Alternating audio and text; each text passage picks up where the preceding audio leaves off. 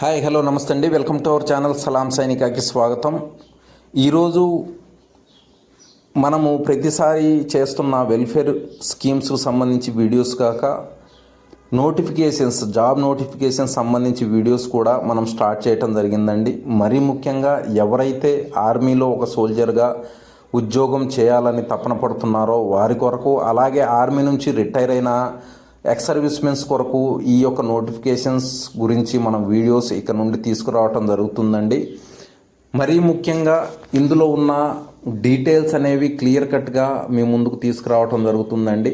ఇందులో భాగంగా ఒక జాబ్ నోటిఫికేషన్ అనేది ఈ మధ్య కాలంలో రిలీజ్ అవ్వటం జరిగిందండి. అది ఎస్ఎస్సికి సంబంధించిన ఎంటీఎస్, అలాగే హవల్దార్ సిబిఐసి కొరకు, అలాగే సిబిఎన్ కొరకు నోటిఫికేషన్ అనేది రావటం జరిగిందండి. కనీసం 8,000 పోస్టులతోటి 8,000 వేకెన్సీస్ తోటి ఈ యొక్క నోటిఫికేషన్ అనేది రిలీజ్ చేయడం జరిగింది.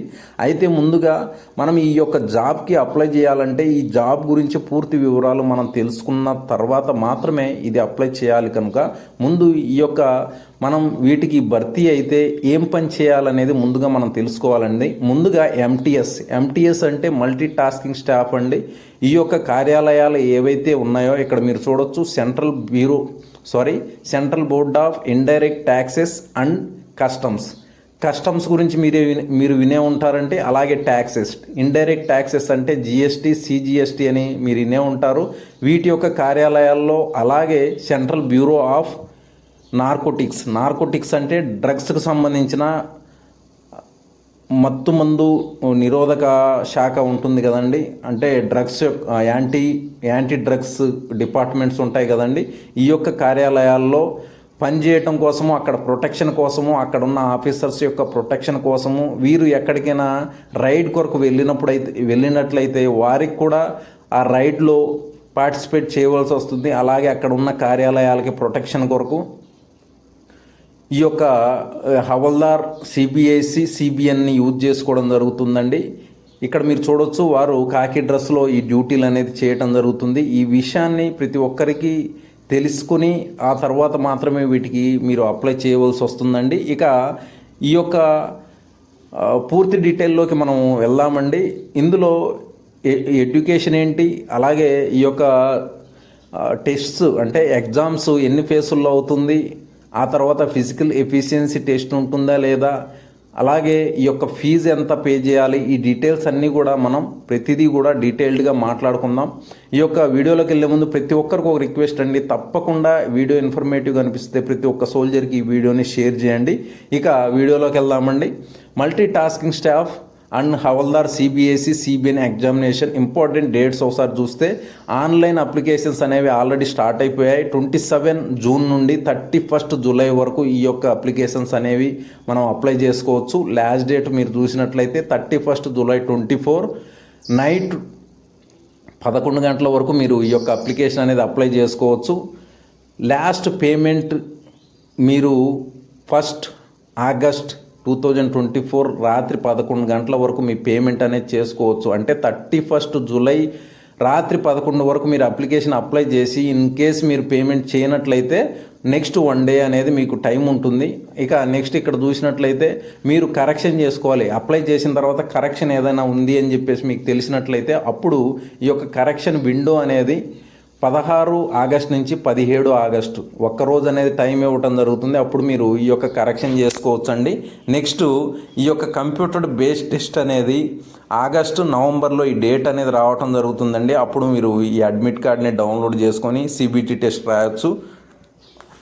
ఇక ఎస్ఎస్సికి సంబంధించి ఏ డీటెయిల్ అయినా మీరు ఏమన్నా క్వైరీ చేయాలంటే ఈ కింద నెంబర్ షో చేస్తుంది కదా, 1800309306 ఈ నెంబర్కి కాల్ చేసి మీరు ఏదైనా క్వైరీ చేసుకోవచ్చండి.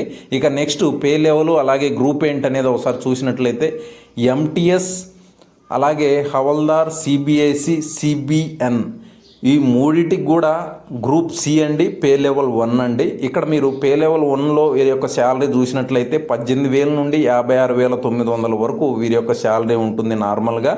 ఆ తర్వాత వారి ప్రమోషన్ బట్టి వారి ఇంక్రిమెంట్స్ అనేవి అందటం జరుగుతుందండి వారికి. ఇక నెక్స్ట్ వేకెన్సీస్, అలాగే fees, mode of apply vacancies చూసినట్లయితే ఎంటీఎస్లో 4887 వేకెన్సీస్, అలాగే హవల్దార్ ఇన్ సిబిఐసి అండ్ సిబిఎన్లో 3439 వేకెన్సీస్ ఉన్నాయండి. దగ్గర కనీసము 8000 పోస్టులు పైనే ఉన్నాయి. అలాగే fees 100 rupees. Women, SC, ST, పీడబ్ల్యూడి, ఈఎస్ఎం కొరకు నిల్లండి, ఫీజు ఏమి ఉండదు వాళ్ళకి. అలాగే మనం ఆన్లైన్లో ఈ యొక్క ఫీజు అనేది పే చేసుకోవచ్చు. అలాగే యూపీఐ ద్వారా, అంటే ఫోన్పే, గూగుల్ పే, పేటిఎం ద్వారా కూడా మనం పేమెంట్ చేసుకోవచ్చు. అలాగే క్రెడిట్ కార్డ్, డెబిట్ కార్డుతో కూడా. మోడ్ ఆఫ్ అప్లికేషన్ ఆన్లైన్లోనే మీరు ఈ యొక్క అప్లికేషన్ అనేది అప్లై చేసుకోవాలి. వెబ్సైట్ చూసినట్లయితే ssc.gov.in వెబ్సైట్ అండ్ ఇది.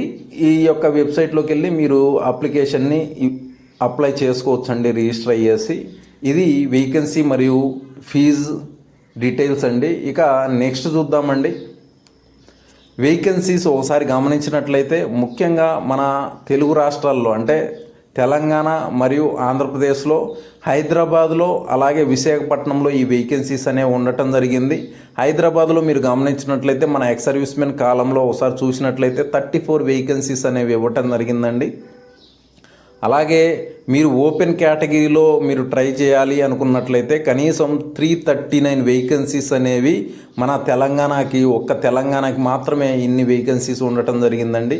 అలాగే ఇక ఈ యొక్క డిపార్ట్మెంట్ చూసినట్లయితే సిజిఎస్టీ అండి. సిజిఎస్టీకి సంబంధించిన, అంటే అది ఇండైరెక్ట్ ట్యాక్స్ అనేసి మనం విన్నాం కదా, కస్టమ్స్ అండ్ ఇండైరెక్ట్ ట్యాక్స్ డిపార్ట్మెంట్లోనే ఈ వేకెన్సీస్ 339 అండి. ఈ విషయాన్ని మీరు గమనించాలి. చాలా మంచి జాబ్స్, కొంచెం గట్టిగా ట్రై చేశారంటే తప్పకుండా వస్తుంది. ఇక్కడ క్వాలిఫికేషన్ కూడా చాలా తక్కువ అండి. ఎస్ఎస్సి కంప్లీట్ చేసిన వారి క్వాలిఫికేషన్ మాత్రం అడగటం జరుగుతుంది. ఇక నెక్స్ట్ ఆంధ్రాలో చూసినట్టయితే కస్టమ్స్ అండి, విశాఖపట్నంలో ఈ యొక్క జాబ్ అండి. ఎక్స్ సర్వీస్మెన్కి వచ్చేసరికి ఓన్లీ 2 మాత్రమే వేకెన్సీ. అలాగే ఓపెన్ కేటగిరీలో 17 వేకెన్సీస్ ఉన్నాయి. ఏజ్ లిమిట్ చూసినట్లయితే ఇప్పుడు 18 to 25 ఇయర్స్ మధ్యలో ఉండాలి అండి. అయితే ఇక్కడ ఓన్లీ ఎంటీఎస్కి 18 to 20 ఇయర్స్, అలాగే 18 to 27 ఇయర్స్ హవల్దార్, సిబిఐసి, సిబిఎన్కి ఏజ్ అడగటం జరిగిందండి. ఇంకా ఎక్స్ సర్వీస్మెన్ విషయానికి వస్తే మన సర్వీస్ ఏదైతే ఉందో ఆ సర్వీస్ని మన ఏజ్ నుండి మైనేజ్ చేయాలి. దాని తర్వాత ఇంకో 3 ఇయర్స్ మనం మైనేజ్ చేయాలండి. అప్పుడు ఏ ఏజ్ అయితే వస్తుందో ఆ ఏజ్ 18 to 27 యాతో 18 to 25 ఇయర్స్ మధ్యలో ఉండాలండి మన ఏజ్. అప్పుడు మాత్రమే ఈ యొక్క జాబ్కి మనం అప్లై చేసుకోవచ్చు. ఇక సర్వీస్లో ఉన్న వ్యక్తి అప్లై చేసుకోవాలనుకున్నట్లయితే 31 జూలై 2025కి ముందుగానే వారు రిటైర్ అవ్వాలి. అప్పుడు మాత్రమే వారికి ఈ అవకాశం అనేది ఇవ్వటం జరుగుతుందండి. ఇవి చాలా మంచి జాబ్స్ అండి. అయితే ఆల్ ఓవర్ ఇండియా చేయవలసి వస్తుంది. అంటే ఎక్కువ భాగం మన సౌత్ సైడ్ మనం ఉన్నాం కాబట్టి సౌత్ సైడ్ చేసుకునే అవకాశం ఇవ్వటం జరుగుతుంది. ఇక ఏజ్ రిలాక్సేషన్ మనం ఆల్రెడీ మాట్లాడుకున్నాం. ఇక క్వాలిఫికేషన్ చూసినట్లయితే మెట్రికులేషన్ పాస్ అయితే చాలండి, దీనికి ఈజీగా మనం అప్లై చేసుకోవచ్చు. ఈ యొక్క 2 ఫేస్లో మనకి భర్తీ అనేది అవ్వటం జరుగుతుందండి. ఇక్కడ సిబిటి టెస్ట్ ఉంటుందండి, కంప్యూటర్ బేస్డ్ టెస్ట్. ఆ కంప్యూటర్ బేస్డ్ టెస్ట్ కంప్లీట్ అయిన తర్వాత ఫిజికల్ ఎఫిషియన్సీ టెస్ట్ అనేది ఉండటం జరుగుతుందండి. ఇవి రెండిట్లో మనం పాస్ అవ్వాలి. ఆ తర్వాత ఆల్ ఓవర్ ఇండియా ఎన్ని లాంగ్వేజెస్ ఉన్నాయో అన్ని లాంగ్వేజెస్, మ్యాక్సిమం లాంగ్వేజెస్లో ఈ సిబిటి టెస్ట్ అనేది నిర్వహించడం జరుగుతుంది. అస్సామీస్, బెంగాలీ, గుజరాతీ, కన్నడ, కొంకణి, మలయాళం, మణిపురి, అలాగే మరాఠీ,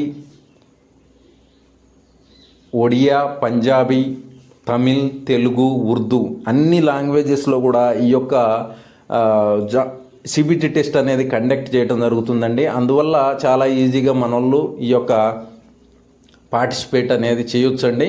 ఇక నెక్స్ట్ సిబిటి టెస్ట్లో మనం ఒకసారి సిలబస్ చూద్దామండి. సింపుల్గా numerical and mathematical ability 20 questions 60 మార్క్స్కి ఈ యొక్క ఇవ్వటం జరుగుతుందండి ఫస్ట్ సెషన్లో. అలాగే సెకండ్ సెషన్లో మనం గమనించినట్లయితే reasoning ability and problem solving, ఇందులో కూడా 20 క్వశ్చన్స్ 60 మార్క్స్కి అనేది ఇవ్వటం జరుగుతుంది. మనకు టైం ఓన్లీ 45 మినిట్స్ మాత్రమే దొరుకుతుందండి.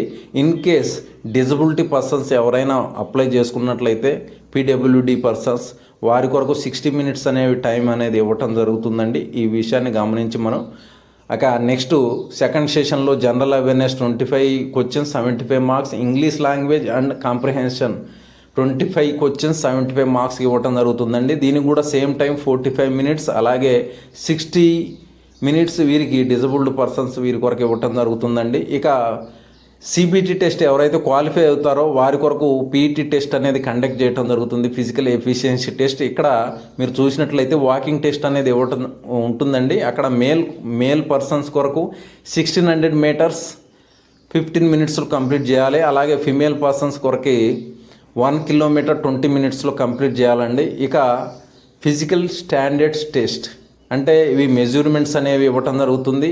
హైట్ వచ్చేసరికి 157.5 సెంటీమీటర్స్ హైట్ ఉండాలండి. అదే గూర్ఖా రైఫిల్స్, అలాగే గూర్ఖాస్, అస్సామీస్ ఎవరైతే నార్త్ ఈస్ట్ సైడ్ ఉన్నారో వారి కొరకు 5 సెంటీమీటర్స్ అనేది రిలాక్సేషన్ ఇవ్వటం జరుగుతుందండి. అప్పుడు వారు 152.5 సెంటీమీటర్స్ అనేది తప్పనిసరిగా ఉండాలి. ఇక చెస్ట్ చూస్తే 81 సెంటీమీటర్స్ అనేవి వారు బ్రీత్ తీసుకోకముందు ఉండాలండి. బ్రీత్ తీసుకున్న తర్వాత ఎక్స్పెండ్ అయినప్పుడు 5 సెంటీమీటర్ ఎక్స్ట్రా రావాలి. అప్పుడే ఆ చెస్ట్ అనేది వారికి సెలెక్ట్ అవటం జరుగుతుందండి. ఇక ఫిమేల్ కేటగిరీకి వస్తే 152 సెంటీమీటర్స్ వారికి హైట్ అనేది ఉండాలి.